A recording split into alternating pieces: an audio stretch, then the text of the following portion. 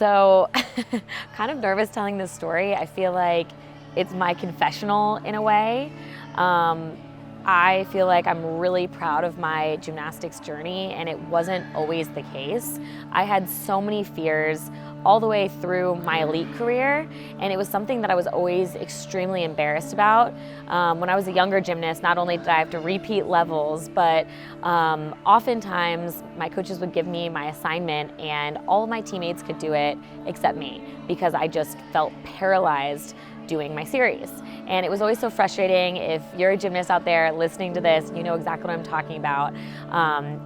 Maybe you do know what you're afraid of. I did not know why I was afraid. My body would just clench up and I couldn't go backwards. And I could do it on the floor, I could do it on a low beam, and it was like this pit in my stomach that I kind of feel right now just talking about it and reliving that. And you guys know, if you've ever had a fear, how frustrating that can be. And your coaches are frustrated and you're frustrated. And so there was a lot of days, and I'm gonna say probably more of those days than great days on beam. And that really is a big motivator of why I wanted to start Beam Queen Bootcamp, because I never wanted another gymnast to feel how I felt. And you know, I the most amazing coaches. They were so patient. They were so encouraging. Like, I can't believe how lucky I am to have had such patient coaches for me throughout my career. I mean, I would go to the U.S. Gymnastics Championships, and I think my coaches were like crossing their fingers in hopes that I would just go for my series.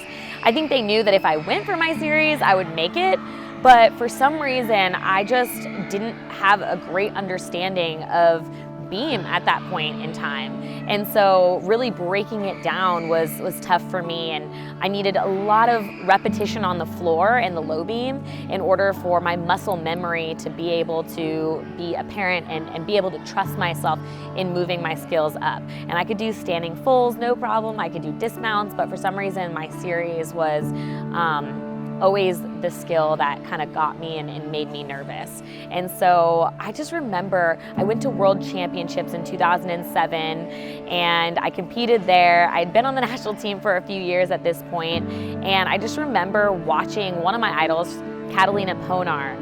I was watching her train beam, and she was just so beautiful and effortless, and like it was almost like a work of art on balance beam, and I just was mesmerized by the way that she trained.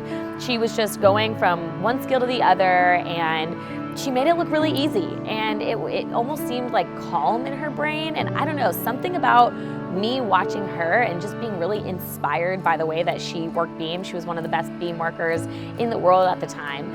And so for me watching her, it really motivated me to just find a level of peace. It sounds silly talking about beam, but I think that's the best way that I could describe it, where I was so motivated to come back in the gym, and for some reason I just was sick and tired of being sick and tired, and I did a back handspring on the beam, which sounds so funny considering I was at World Championships and was doing all these beam routines, which I was terrified to do.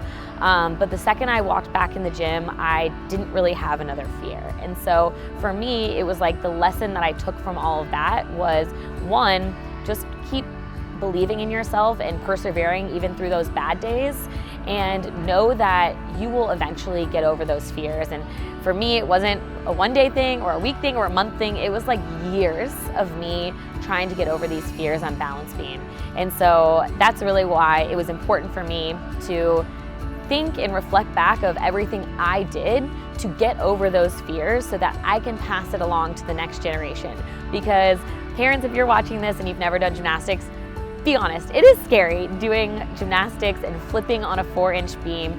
That's scary. And so for the gymnasts that are doing it and doing all of these skills and all of these repetitions, sometimes their mental blocks can get bigger than their gymnastics. And so breaking it down and goal setting and visualizing and really using positive self-talk instead of, you know, thinking about how terrible you are or you're never going to accomplish your goals because you have all these fears, instead of letting that negativity in your mind and kind of feed yourself, you have to remind yourself of the things that you're great on and that you will get over these fears, and really have that positive mindset. And of course, guys, if you're listening to this, it's easier said than done.